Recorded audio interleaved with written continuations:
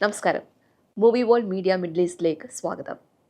Digital ആർട്ടിൻ്റെ ലോകത്ത് AI-യിലൂടെ ദൃശ്യവിസ്മയങ്ങൾ തീർത്ത് നമ്മളെ അതിശയിപ്പിച്ചുകൊണ്ടിരിക്കുന്ന ഒരു വ്യക്തിയാണ് ഇന്നത്തെ നമ്മുടെ അതിഥി. സ്വാഗതം ചെയ്യാം ശ്രീ ജോൺ മുള്ളൂർ. നമസ്കാരം. നമസ്കാരം. ഞാൻ പറഞ്ഞ പോലെ എനിക്ക് ഭയങ്കര ടെൻഷനുണ്ട്. കാരണം ഈ AI കുറിച്ച് അധികം ഒരു അവയർനെസ് ഇല്ല. എനിക്കൊന്ന് പൊതുവേ ആൾക്കാർ അതിൻ്റെ ഒരു അവയർനെസ് ആയി വരുന്ന ഒരു കാലഘട്ടമാണ്.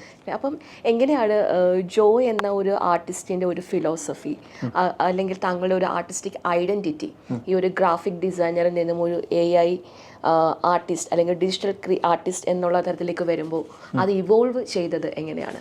ഞാനിപ്പോൾ ഡിജിറ്റൽ ആർട്ടിസ്റ്റ് ആയതിൻ്റെ പിന്നിൽ വേറെ കുറേ കാര്യങ്ങളുണ്ട്. എൻ്റെ കരിയർ സ്റ്റാർട്ട് ചെയ്യുമ്പോൾ തൊട്ട് തന്നെ ഡിസൈൻ പഠിച്ചു കൊടുക്കുമ്പോൾ ആദ്യം ആൽബം, നാട്ടിലെ കല്യാണ ആൽബങ്ങളൊക്കെ പണ്ട് ചെയ്തിരുന്നൊക്കെ നിങ്ങൾ കണ്ടിട്ടുണ്ടാവും. ഇപ്പോൾ നമ്മൾ മറ്റേ സ്പ്രേ പെയിന്റ് ഒക്കെ വെച്ചിട്ട് ഓരോ എടുത്ത ഫോട്ടോസ് കട്ട് ചെയ്ത് വെച്ചിട്ട് ഓരോന്ന് ഒരു 8 ഫോട്ടോസൊക്കെ കട്ട് ചെയ്ത് നിരത്തി വെച്ചിട്ടാണ് നമ്മൾ ഓരോരോ ആൽബത്തിന്റെ ഓരോ പേജൊക്കെ ഉണ്ടാക്കിക്കൊണ്ടിരുന്നത്. ആദ്യം അന്ന് തൊട്ട് ഈ ഫീൽഡിലുണ്ട്. അന്നൊന്ന് ഫോട്ടോഷോപ്പ്, എനിക്ക് തോന്നുന്നു ഫോട്ടോഷോപ്പ് 6 എന്താണ് ആ സമയത്തുള്ളത്.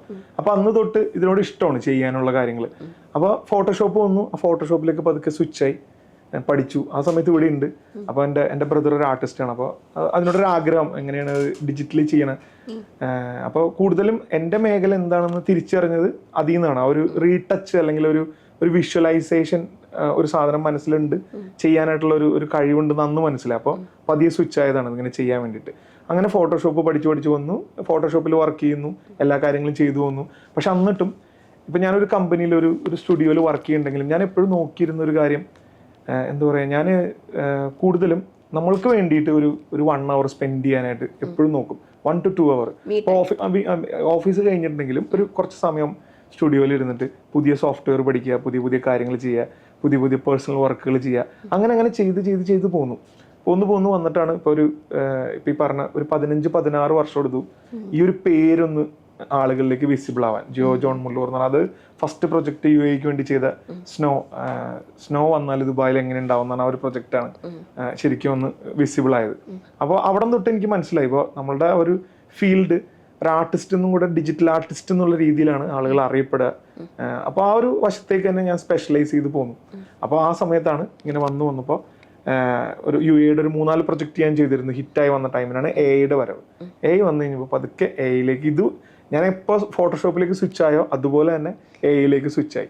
ടെക്നോളജി എങ്ങനെ നമുക്ക് ടൂളാക്കി മാറ്റാം എന്നുള്ളൊരു കാര്യമാണ് ഞാൻ പ്രാക്ടീസ് ചെയ്യണത്. അപ്പൊ എല്ലാവരും ആദ്യം തന്നെ പറയും AI വന്നിട്ടുണ്ടെങ്കിൽ നമ്മുടെ ജോലി പോവോ, അങ്ങനെയുള്ള കാര്യമായിരുന്നു എല്ലാവരും പറഞ്ഞുകൊണ്ടിരുന്നത്. പക്ഷെ ഞാൻ എപ്പോഴും എല്ലാവരോടും പറയണത് നമ്മൾ AI വന്നാൽ അതിന്റെ തലയിൽ കയറി നിൽക്കണം ശരി, എന്നിട്ട് അതിനൊരു ടൂളാക്കിയിട്ട് നമ്മുടെ ജോലി എങ്ങനെ എളുപ്പമാക്കാൻ പറ്റുമോ അതുപോലെ ആക്കിയെടുത്തിട്ടുണ്ടെങ്കിൽ കുറച്ചും കൂടെ സിമ്പിൾ ആവുന്നതാണ് എൻ്റെ ഇപ്പൊ മീഡിയ ഫീൽഡിലുള്ളവരോടും ഞാൻ പറയാം.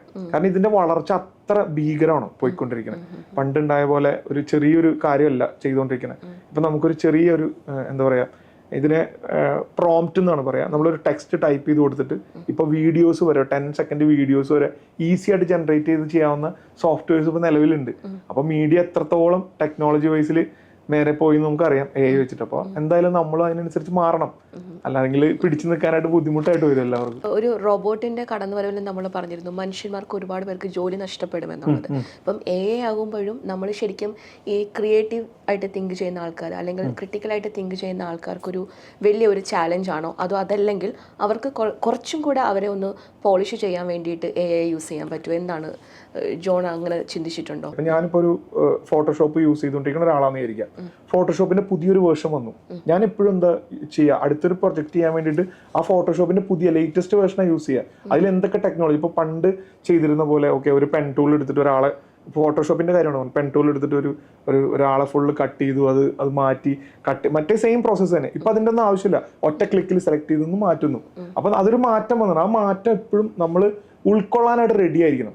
പിന്നെ ഈ പറഞ്ഞ പോലെ തന്നെ നമുക്ക് എല്ലാവർക്കും മനുഷ്യനുള്ള ഒരു കാര്യമാണ്, നമ്മൾ പണ്ട് തൊട്ട് ഇങ്ങനെ വരച്ചാലാ ഇങ്ങനെ ഒരു കാര്യമാവുള്ളൂ, അല്ലെങ്കിൽ ഇങ്ങനെ ചെയ്താലാ ഇങ്ങനെ ഒരു കാര്യമാവുള്ളൂ എന്നുള്ളൊരു ഈഗോ മനുഷ്യൻ്റെ കയ്യിലുണ്ട്. അത് മാറ്റണം ഇങ്ങനത്തെ ഒരു ഫീൽഡ് ആകുമ്പോൾ. കാരണം നമുക്ക് എന്താണ് വേണ്ടത്, നമുക്ക് ടൈമാണ്. ആ ടൈമിന് എത്രത്തോളം നമ്മുടെ പണി എളുപ്പമാക്കാൻ പറ്റും അത്രത്തോളം ആ ടൈം കൊണ്ട് തീർത്ത് കഴിഞ്ഞിട്ട് നമുക്ക് അടുത്ത ജോബിലേക്ക് കയറാം.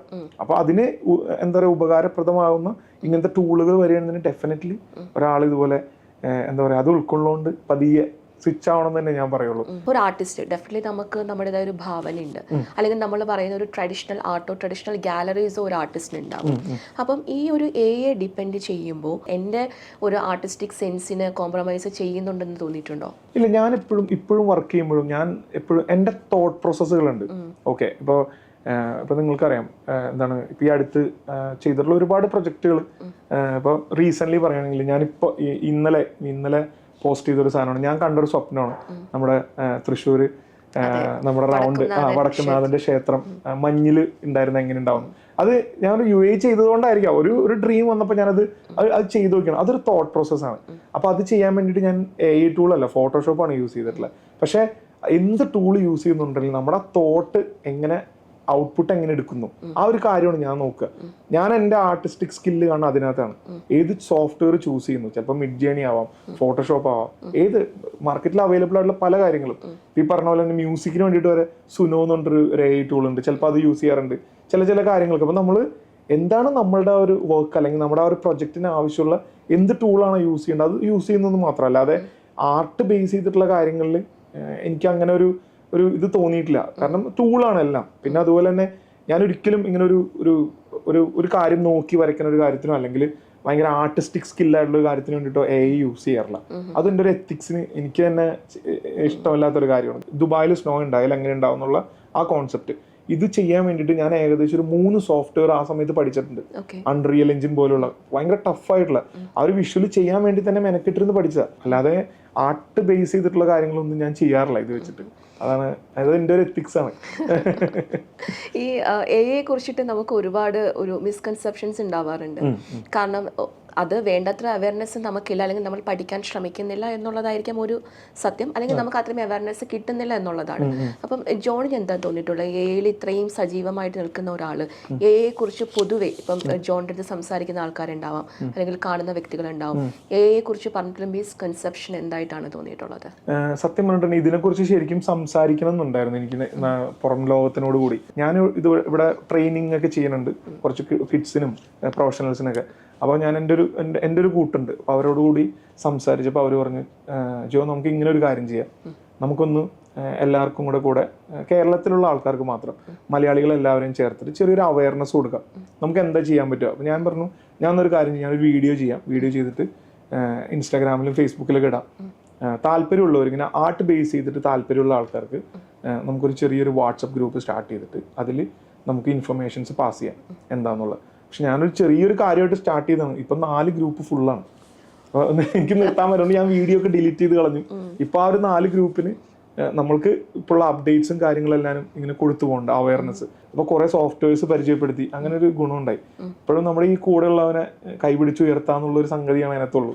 അല്ലാതെ ഒന്നുമില്ല. ഇപ്പോൾ ഗ്രൂപ്പ് തുടർന്നു പോയി വലിയൊരു കമ്മ്യൂണിറ്റി ആക്കാൻ അങ്ങനെയൊന്നും അല്ല കേട്ടോ. ജസ്റ്റ് കുറച്ച് കാര്യങ്ങൾ ഇൻഫർമേഷൻസ് പാസ് ചെയ്യാൻ നമുക്ക് ആ ഒരു സമയം കിട്ടുമ്പോൾ അങ്ങനെ ചെയ്യാൻ പറ്റി. എന്തായാലും അതൊരു ഭാഗ്യം തന്നെയാണ്.